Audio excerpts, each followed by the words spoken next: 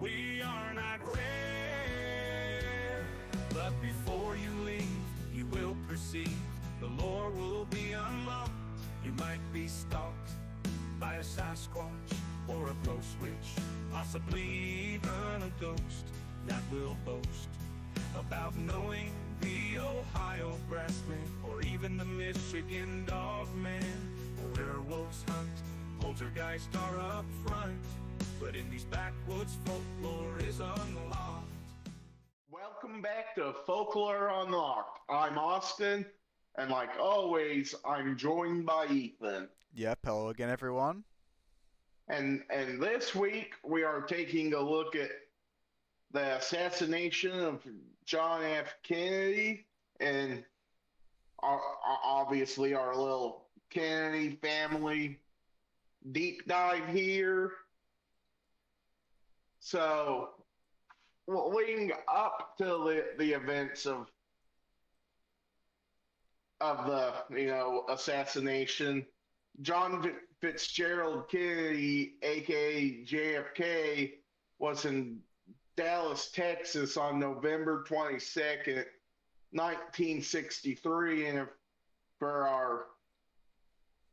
our non-American viewers, JFK was president of the United States during this time, and John and his wife Jacqueline were in Dallas to try and work things out between liberal Democrat Texas Senator Ralph Yarborough and conservative Democrat Texas Governor John Connally. And Connolly will be mentioned a lot in this video, so keep that name in mind. And JFK also viewed this visit as kind of a informal launch to his re-election campaign the next year in 1964. Yeah, so the people that were inside the presidential vehicle during the assassination, well, the vehicle was a 1961 Lincoln Continental convertible limousine. And the people that were inside the Lincoln were the Secret Service agent Bill Greer. He drove, and then Special Agent Roy Kellerman in the front seat, front passenger, and then Governor Connolly, like we said, was be mentioned again, and then also Connally's wife Nellie, who sat in front of the Kennedys. And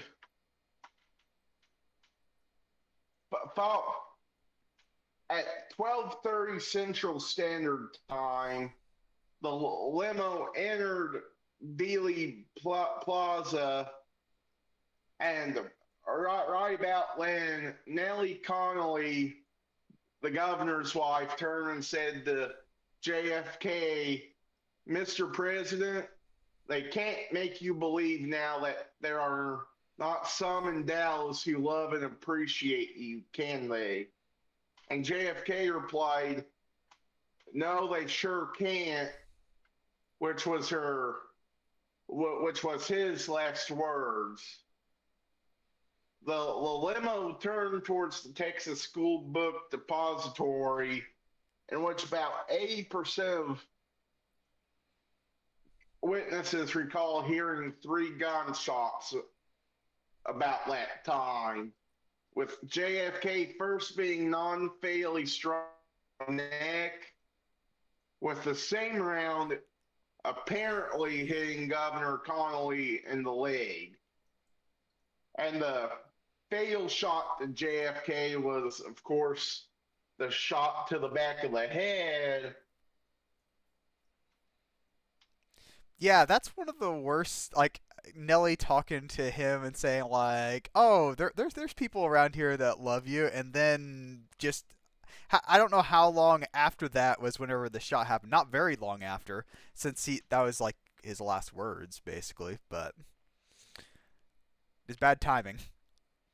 Very bad timing. And then like we said, like it might have been the same bullet because there is a magic bullet theory.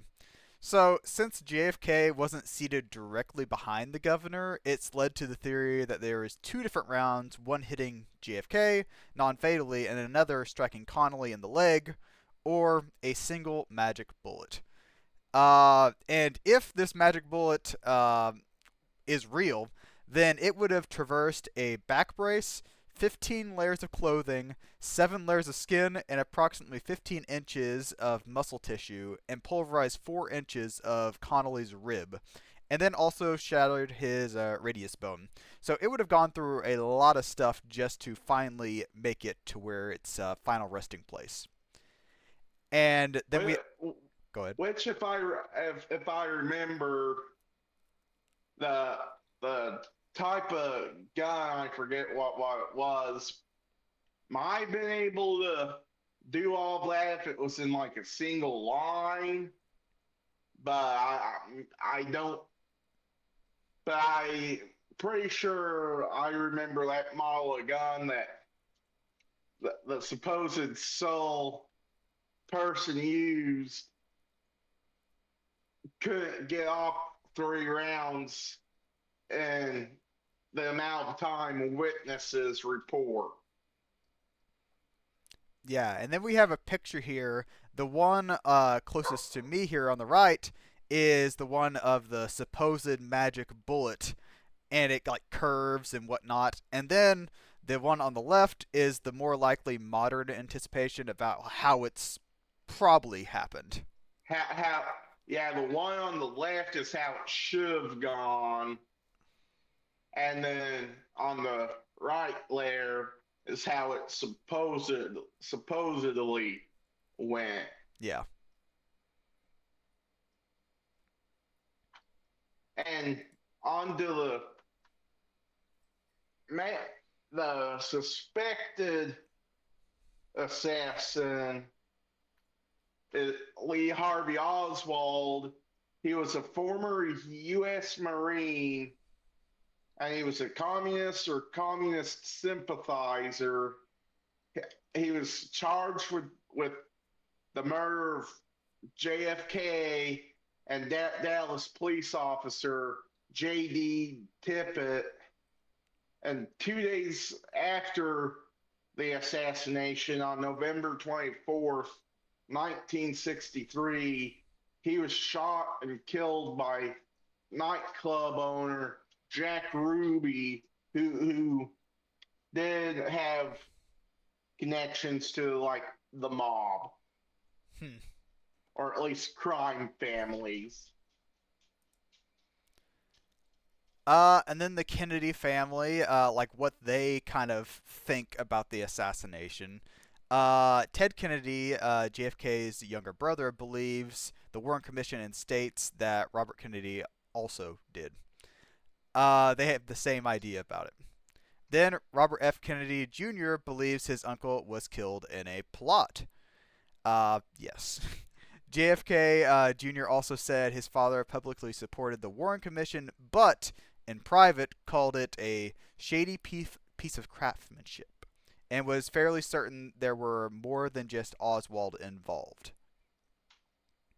And RFK Jr. is, of course, the most recent high-profile Kennedy family member to be involved in politics, and he's kind of what people would call a conspiracy theorist. So kind of what we do here. Yep. And some theories on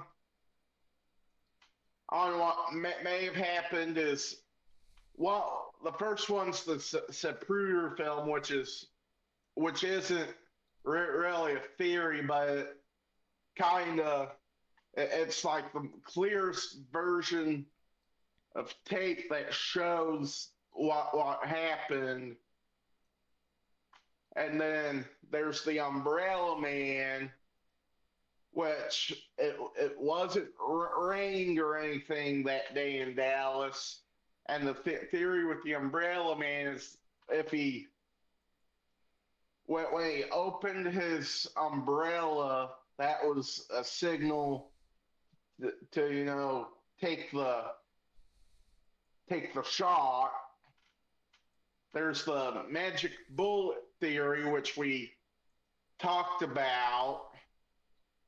Then there's the babushka lady, which was a woman wearing a babushka, which is a Russian form of like headdress, and nobody could find out who she was, and it looked like she had a camera in her hands.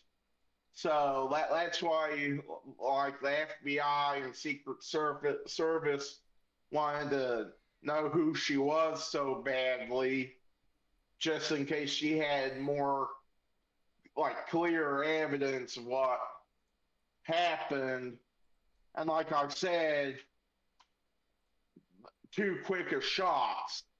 That model of gun might have been able to get maybe 2 shots off in that period of time, but not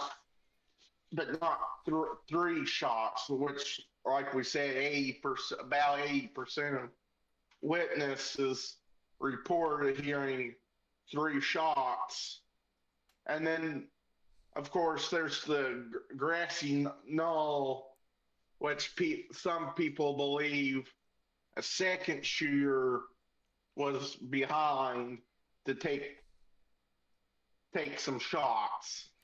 Those are the two, like the Umbrella Man and then also the Grassy Knoll assassin. Those are the ones I hear about the most when I hear about conspiracy theories.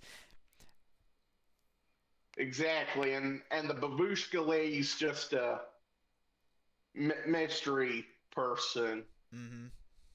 Not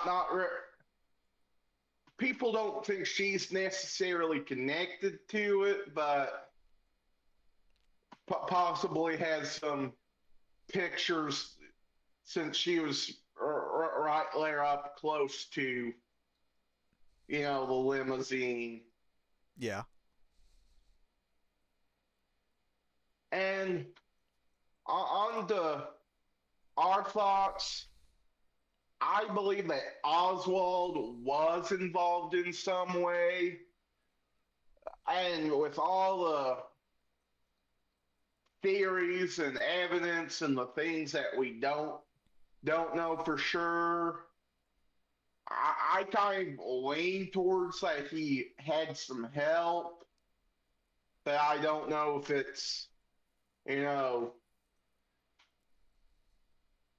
I don't know if it was just one of his friends that might have helped him that got away and Oswald took the fall or what.